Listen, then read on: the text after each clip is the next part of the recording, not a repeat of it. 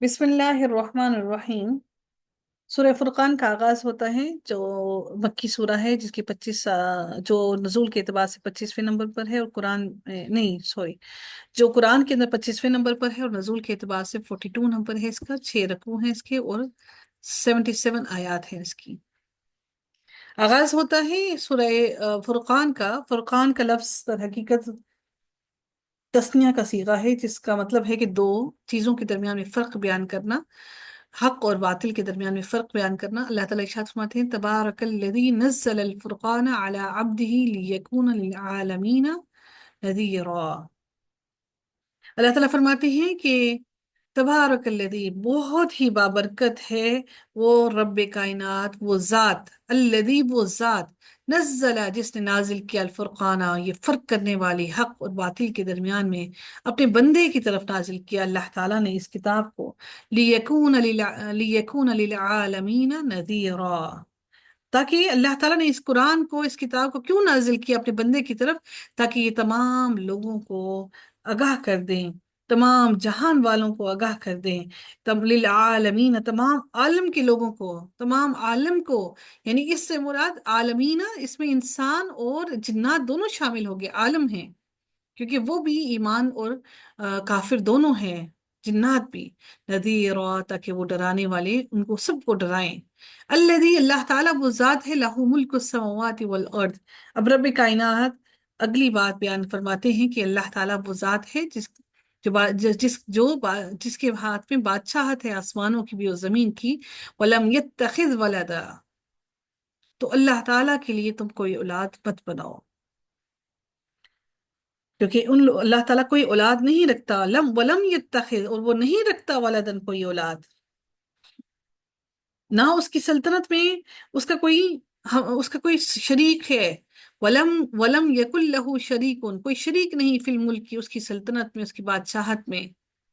انسان کو اپنی بادشاہت میں، اپنی ملکیت میں، اپنے مرتبے میں کسی کی شریک ہونے کی ضرورت کیوں ہوتی ہے؟ کیونکہ انسان کمزور ہے، وہ ہر چیز کی نگرانی نہیں کر سکتا، اس لیے انسان کو ریسورسز کی ضرورت ہوتی ہے، اپنے ساتھ لوگوں کی ضرورت ہوتی ہے جو اس کی ہیلپ کر سکیں۔ اللہ تعالیٰ کو کسی شریک کی ضرورت نہیں ہے، اللہ کو اپنی بادشاہت میں کسی شریک کی ضرورت نہیں ہے، کیونکہ وہ ہر کام کرنے پر قادر ہے۔ اس کا علم کی وسعت اتنی زیادہ ہے کہ اس کا علم ہر جگہ پر پھیلا ہوا ہے۔ یہ اللہ تعالیٰ نے جو فرشتے، اللہ تعالیٰ نے یہ جو بنا رکھے ہیں، اللہ تعالیٰ نے یہ فرشتے، اللہ تعالیٰ کو ان فرشتوں کی بھی ضرورت نہیں ہے، اللہ تعالیٰ نے یہ فرشتے ہم لوگوں کے لیے بنا رکھے ہیں کہ تاکہ روز قیامت یہ فرشتے ہم پر گواہی دیں۔ اللہ تعالیٰ ان فرشتوں کے بغیر بھی ہر کائنات کا ہر نظام چلا سکتا ہے، اور فرشتے ہمارے ہر کام کو لکھ رہے ہیں، اور یہ فرشتے اللہ تعالیٰ کی فوج ہیں۔ تو اس لیے اللہ تعالیٰ کے ساتھ نہ کوئی اولاد بنائے، اور نہ اللہ تعالیٰ کی ملکیت میں کسی کو کوئی شریک بنائے۔ وَخَلَقَ كُلَّ شَيْءٍ فَقَدَّرَهُ تَقْدِيرًا۔ پھر رب کائنات مزید کیا ارشاد فرماتے ہیں کہ اور ہر چیز کو اس نے پیدا کر کے ایک مناسب اندازہ ٹھہرا دیا ہے۔ اب اس سے معلوم ہوتا ہے، اس سے یہ بھی معلوم ہوتا ہے کہ اللہ تعالیٰ نے جو اندازہ ٹھہرا دیا کہ ہر چیز کا خالق صرف وہی ہے، اور اپنی حکمت اور مشیت کے مطابق اس نے اپنی مخلوقات کو ہر وہ چیز بھی مہیا کر دی ہے، ہر وہ چیز بھی عطا کر دی ہے، اور اس کے مناسب اس کے اللہ تعالیٰ نے ہر چیز کو ایک وقت ایک مقدار میں مقرر کر کے اس کو عطا کیا ہے۔ اگر کوئی انسان یہ سمجھتا ہے کہ اللہ تعالیٰ جو رزق دے رہا ہے اور بس اتنا ہی رزق ہے، اور رزق اللہ تعالیٰ نے ماں کے پیٹ میں کے اندر ہی بچے کا لکھ دیا ہے، لیکن چونکہ جب ہم جو صدقہ کرتے ہیں، اور اللہ تعالیٰ نے ہم سے یہ وعدہ کر دیا ہے کہ ہمارے ہر صدقے کو اللہ تعالیٰ 10 گنا بڑھا کر، اور اس سے کئی گنا بڑھا کر ہمیں عطا کرتا ہے، تو وہ جو ہمیں اللہ تعالیٰ، ہمیں سم ٹائمز لگتا ہے کہ ہمارے پاس پیسے، کسی کو لگتا ہے بہت زیادہ آ رہا ہے، بہت زیادہ پیسہ، اور اسی کی نصیب میں اللہ تعالیٰ نے اتنا پیسہ لکھا، تو اللہ تعالیٰ اس صدقے کی بدولت وہ اس کی برکتیں دے رہا ہے۔ تو اللہ تعالیٰ نے ہر ہر ان چیز کو ایک اللہ تعالیٰ نے ایک پیمانے میں دے دیا ہے، فقدرہ تقدیرا، اللہ تعالیٰ نے ہر ہر چیز کو ایک مناسب اندازے کے تحت دے دیا ہے۔ اس سے اس سے مراد یہ بھی لازمی طور پر یہ بھی ہوتی ہے کہ ہر چیز کو اللہ تعالیٰ نے موت تک اس کی روزی کو مقرر کر دیا ہے۔ ہر ہر جاندار کو اللہ تعالیٰ نے اس کی روزی کو مقرر کر دیا کہ کب تک اس کو وہ روزی عطا کرے گا اور کتنی روزی عطا کرے گا۔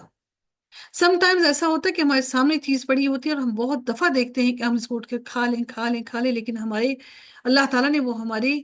تقدیر میں نہیں لکھا اس کا کھانا، وہ ہمیں کھانا نصیب نہیں ہوتا۔ اس کی ایک بہت اہم مثال آپ کو یہ بھی دینا چاہوں گی کہ جس طرح سے بنگلہ دیش میں ہوا کہ وہاں پر جب وہ صدارت ان کی گری تو وہاں پر ان کا کھانا تیار تھا، لیکن وہ کھانا ان کو اپنے ملک میں کھانا نصیب نہیں ہوا۔ اللہ تعالیٰ نے جو جو چیزیں جس جس کے لیے لکھ رکھی ہیں، اور اسی طرح سے جب معاملات جب شام میں بھی ہوئے تو وہاں پر بھی بالکل یہی معاملہ ہوا۔ کھانا تیار ٹیبل پر رکھا ہے، لیکن چونکہ اللہ تعالیٰ نے اب وہ تمہارے نصیب میں لکھا نہیں ہے تو وہ دانہ تمہارے پیٹ میں اترنا نہیں ہے۔ وَاتَّخَذُوا مِن دُونِهِ آلِهَةً لَا يَخْلُقُونَ شَيْئًا وَهُمْ يُخْلَقُونَ وَلَا يَمْلِكُونَ لِأَنفُسِهِمْ ضَرًّا وَلَا نَفْعًا وَلَا يَمْلِكُونَ مَوْتًا وَلَا حَيَاةً وَلَا نشورا۔ اللہ تعالیٰ مزید کیا ارشاد فرماتے ہیں؟ اللہ تعالیٰ اس آیت میں ارشاد فرماتے ہیں کہ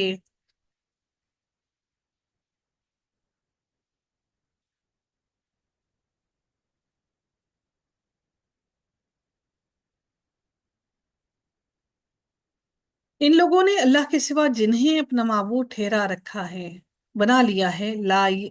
یخلقون شیئا، کہ وہ جن کو انہوں نے اپنا معبود بنا رکھا ہے وہ کسی چیز کو پیدا کرنے کا اختیار نہیں رکھتے، بلکہ اللہ تعالیٰ تو خود ان کو پیدا کر رہا ہے، بلکہ وہ خود پیدا کیے جاتے ہیں، وہ کسی کو پیدا کرنے کا ہرگز اختیار نہیں رکھتے ہیں۔ اللہ تعالیٰ فرماتے ہیں اور نہ ہی وہ کسی کو پیدا کرنے کا اختیار رکھتے ہیں، یہ تو اپنی جان کے بھی نفع نقصان کے مالک نہیں ہیں، اور نہ ہی زندگی اور موت دینے کا اختیار ان کو ہے، نہ موت اور زندگی دینے کا اختیار ہے اور نہ ہی دوبارہ جی اٹھنے کا وہ اختیار رکھتے ہیں۔ وہ تو کسی بھی قسم کی طاقت نہیں رکھتے ہیں، تو پھر یہ لوگ کس طرح سے ان کو اللہ تعالیٰ کے ساتھ شریک بنا رہے ہیں؟ وَاتَّخَذُوا مِن دُونِهِ آلِهَةً، اللہ کے ساتھ کس طرح سے شریک ٹھہرا کر یہ اللہ تعالیٰ کی ان کو الہ بنا رہے ہیں، جن کو پیدا کیا جائے، جن کا پہلے سے کوئی وجود موجود ہی نہ ہو، تو وہ پھر کس طرح سے الہ بن کر، کیونکہ الہ کی تو سب سے بڑی خاصیت کیا ہے کہ وہ بناتا ہے، تخلیق کرتا ہے۔ یہ تو کسی بھی چیز کو تخلیق کرنے کا اختیار نہیں رکھتے، یہ تو ایک مکھی اور مچھر بھی تخلیق نہیں کر سکتے۔ وقال الذين كفروا إن هذا إلا إفك افتراه وأعانه عليه قوم آخرون۔ مزید اللہ تعالیٰ کیا ارشاد فرماتے ہیں اس آیت میں کہ اور کافروں نے کہا یہ تو بس خود اسی کا گھڑا گھڑایا جھوٹ ہے، یعنی یہ جو کلام اللہ تعالیٰ کا ہے، یہ کفر کرنے والے کیا کہتے ہیں؟ ان ھذا الا افک، یہ تو افک جھوٹ ہے، افتراہ، کہ گھڑ رکھا ہے اس نبی کریم صلی اللہ علیہ وسلم کو، کہتے ہیں کہ یہ تو اس نے اپنے پاس سے گھڑ رکھا ہے، کوئی اپنے پاس کی بنائی ہوئی شاعری بنا رکھی ہے، کیونکہ نبی کریم صلی اللہ علیہ وسلم کے وقت میں شاعری بہت زیادہ عام تھی، لیکن وہ یہ بھی جانتے تھے کہ نبی کریم صلی اللہ علیہ وسلم امی ہیں،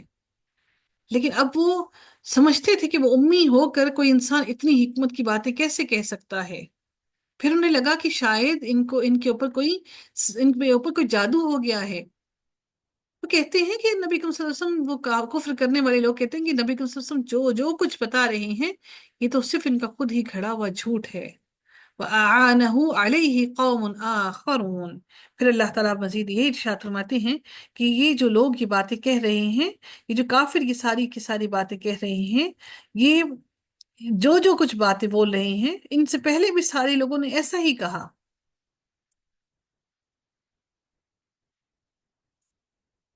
نہ صرف انہوں نے بلکہ یہ کہا، بلکہ اللہ تعالیٰ فرماتے ہیں کہ وَأَعَانَهُ عَلَيْهِ قَوْمٌ آخَرُونَ، بلکہ اس معاملے میں یہ جھوٹ باتیں کہنے میں کہ یہ نبی کا جھوٹ ہے، نعوذ باللہ، تو وہ کہتے ہیں کہ بلکہ دوسرے لوگوں نے بھی ان کی مدد کی، دوسرے لوگوں نے بھی اس چیز کو مزید پھیلانے میں ان کی کافروں کی مدد کی، اس جھوٹ کو پورے شہر میں پھیلا دیا کہ نبی کریم صلی اللہ علیہ وسلم کا یہ سارا کا سارا جو قرآن وہ پڑھتے ہیں یہ جھوٹ ہے۔ اگر کوئی ایک انسان ایک بات کو کہتا ہے، جس طرح سے آج سوشل میڈیا پر ایک جھوٹی بات ہمیں معلوم ہوتی ہے، فوراً ہی سب کے سٹیٹس پر لگنا شروع ہو جاتی ہے، تو ہمارا بھی بالکل وہی معاملہ ہے کہ ایک جھوٹ کو ہم سارے کے سارے فوراً ایسے پھیلاتے ہیں جیسے کہ کوئی جنگل میں آگ پھیلتی ہے۔ تو ہمارے ساتھ بھی بالکل وہی معاملہ ہے، بلکہ ان لوگوں نے، دوسرے لوگوں نے بھی نبی کریم صلی اللہ علیہ وسلم کی اس بات کو، جو یہ